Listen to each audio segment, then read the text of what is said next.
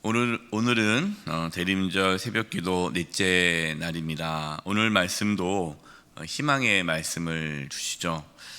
우리의 희망은 다른 데 있는 것이 아니라 복음이 우리의 희망입니다. 복음. 오늘도 복음에 대한 말씀을 우리에게 주십니다. 1절입니다. 주 여호와의 영이 내게 내리셨으니 이는 여호와께서 내게 기름을 부으사 가난한 자에게 아름다운 소식을 전하게 하려 하심이라. 나를 보내사 마음이 상한 자를 고치며 포로된 자에게 자유를, 갇힌 자에게 노임을 선포하며. 하나님께서 이사야에게 하나님의 영을 부어주셔서 가난한 자에게 아름다운 소식을 전하게 하셨습니다. 여기서 가난한 자는 누구를 뜻할까요? 지금 포로 생활을 하고 있는 유다 백성이죠. 포로 생활을 하면서 가난하고 마음이 상하고 갇힌 자로 살아가고 있는 유다 백성들을 하나님께서 자유케 하시고 회복시키신다라는 말씀입니다. 이게 좋은 소식이죠. 기쁜 소식이죠. 이게 복음 아닙니까? 오늘 말씀에는 아름다운 소식이라고 표현하고 있습니다. 이 말씀의 본질적인 의미, 이 말씀은 언제 이루어지고 성취됩니까? 예수님께서 이 땅에 오셔서 이 말씀을 선포하시죠. 그러니까 예수님께서 이 땅에 오심으로 죄와 사망에 포로된 자를 자유케 하신다라고 말씀하셨어요.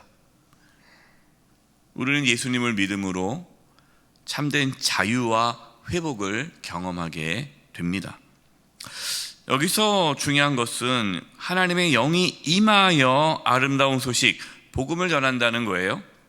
성령이 우리에게 임하시면 우리가 권능을 받고 예수님의 증인이 되지 않습니까? 복음을 전하게 되는 거예요. 복음은 우리의 힘으로 전할 수가 없죠. 성령의 권능으로 복음을 전하게 됩니다. 그리고 실제로 그 복음은 자유와 기쁨을 가져다 주죠. 3절입니다.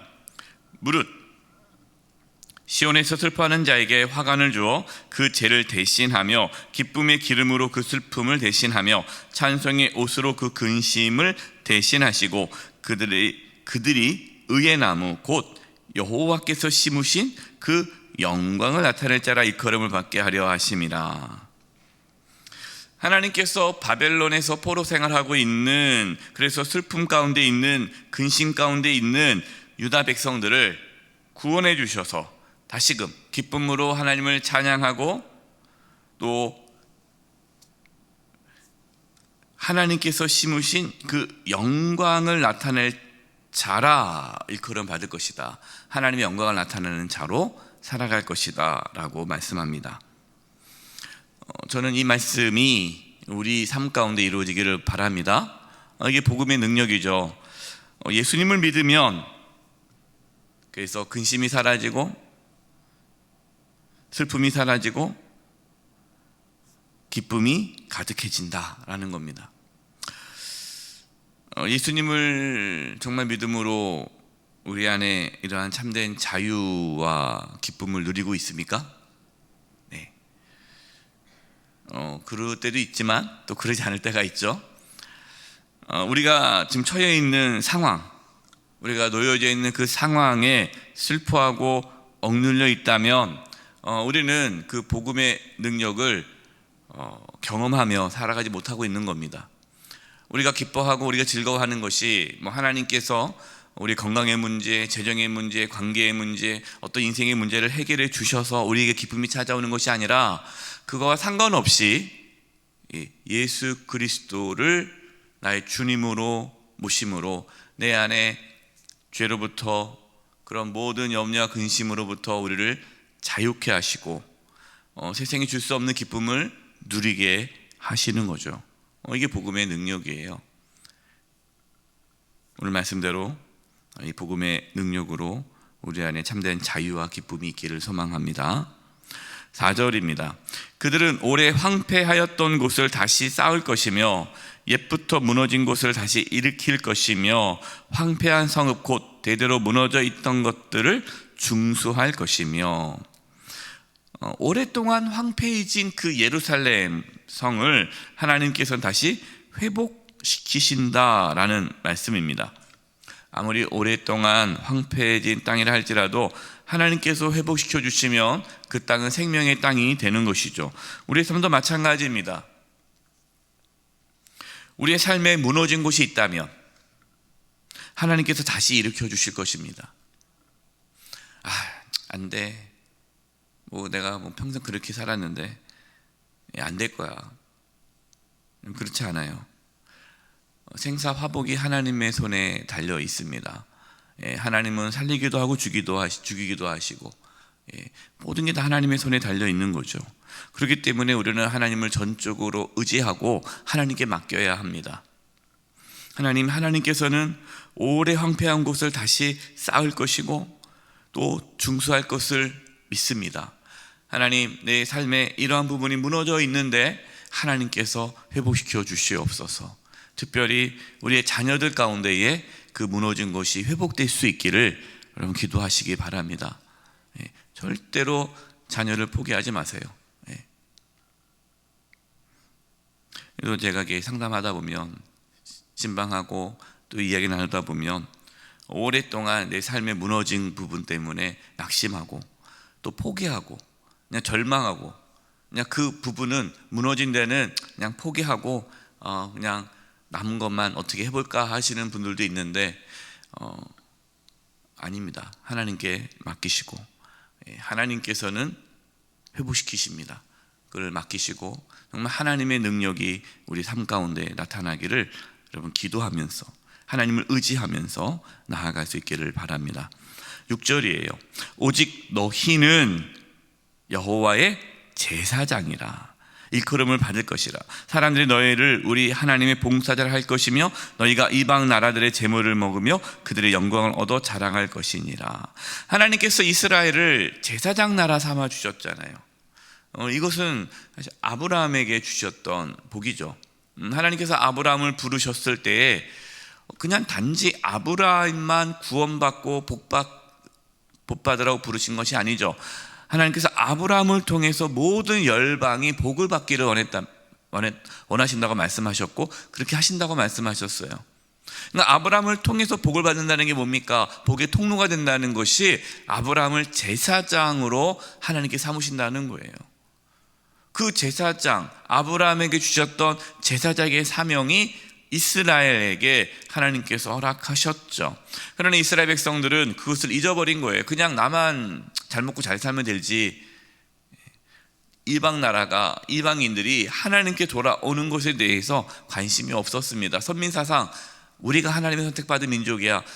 나머지는 다 하나님께 선택받지 못했어. 이렇게 교만하게 살아간 것이죠. 하나님은 다시금 바벨론 포로 생활을 마치고 다시 돌아오게 되면 내가 너희를 제사장이라 일컬음을 받게 할 것이다. 하나님께서 우리를 일으켜 주시고 세워 주시고 회복시켜 주시고 자녀 삼아 주신 것, 우리에게 사명을 주시기 위함입니다. 그 사명이 무엇입니까? 제사장의 사명이에요. 우리의 사명은 제사장의 사명입니다. 우리 교회의 사명은 뭡니까? 제사장의 사명이죠.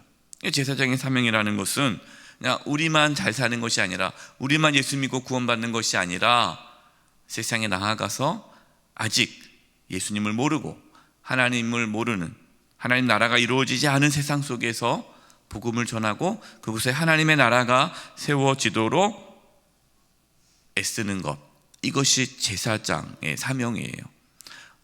그 제사장의 사명을 감당하는 교회를 선교적 교회라 부릅니다. 선교적 교회, 보내심을 받았다는 거예요. 세상으로 보내심을 받았다. 그래서 우리는 보내심을 받은 자들이에요. 우리의 가정, 직장, 우리가 속해 있는 공동체, 그곳에 보내심을 받아 하나님의 나라를 세워가는 사명을 받았습니다. 이 사명 잘 감당할 수 있기를 바랍니다. 8절입니다. 무릇 나 여호와는 정의를 사랑하며 불의의 강탈을 미워하여 성실히 그들에게 갚아주고 그들과 영원한 언약을 맺을 것이라. 하나님은 정의를 사랑하시고 불의와 약탈을 미워하신다라고 말씀하셨어요. 영원한 언약을 맺을 것이다. 하나님께서 지금 이스라엘과 맺은 언약은 영원할 것이다. 이 말씀은 하나님은 이 언약을 반드시 지키시고 이루신다라는 것이죠. 마찬가지입니다. 하나님은 우리와 한 언약, 예수 그리스도를 통해서 우리를 구원하시고 우리를 자녀 삼아주시고 우리를 포기하지 않으시고 끝까지 우리를 사랑하신다는 그 언약, 우리는 이 언약을 새 언약이라고 하죠. 이 새 언약, 우리와 맺은 새 언약, 예수님을 통해서 이루어진 이 새 언약은 영원합니다. 변하지 않아요. 하나님은 그 약속을 지키십니다. 그래서 우리가 붙잡는 것은 우리 환경이 아니라 하나님께서 우리에게 주신 약속, 말씀, 변함없는 하나님의 말씀을 붙잡고 살아가는 것이죠.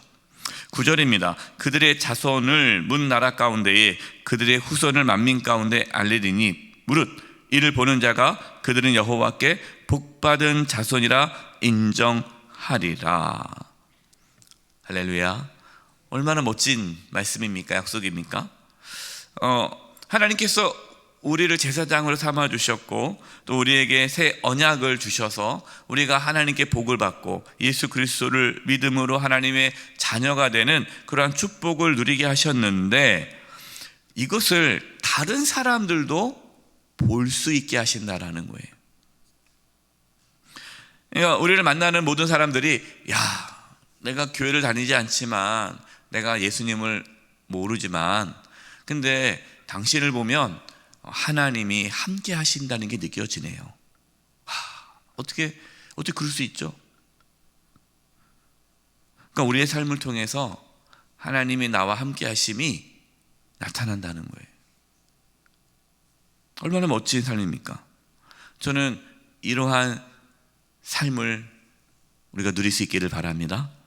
믿지 않는 우리의 가족이, 믿지 않는 이웃이, 믿지 않는 지인들이 우리를 보면서 정말 당신의 삶에는 하나님이 계신 것 같습니다. 당신은 복받은 사람입니다. 부럽습니다. 나도 그렇게 당신처럼 하나님의 복을 받았으면 좋겠네요. 여러분이 복이라는 게 단지 세상의 어떤 물질의 복 이런 것만을 말하는 게 아니죠. 여러분도 얘기 들어보셨죠 다? 아마 여기 계신 분 다 들으셨을 거예요. 주변 사람들이 정말 멋진 삶을 사는군요. 그러니까 돈이 많다고 그런 게 아니에요. 세상 사람과 다르게 평안하고 기쁨이 있고 여유가 있고 나누고 베풀면서 어떻게 저렇게 행복하게 기쁘게 충만하게 살아갈까? 이것이 우리 그리스도인의 삶의 모습이에요. 10절입니다. 내가 여호와로 말미암아 크게 기뻐하며 내 영혼이 나의 하나님으로 말미암아 즐거워하리니 이는 그가 구원의 옷을 내게 입히시며 공의의 겉옷을 내게 더하심이 신랑이 사모를 쓰며 신부가 자기 보석으로 단장함 갖게 하셨습니다. 기뻐해요. 크게 기뻐합니다. 나의 영혼이 즐거워요. 근데 무엇 때문에 기쁘고 즐거워요? 병이 나서가 아니라 갑자기 돈이 많이 생겨서가 아니라 여호와로 말미암아 하나님으로 말미암아 기뻐한다는 거예요.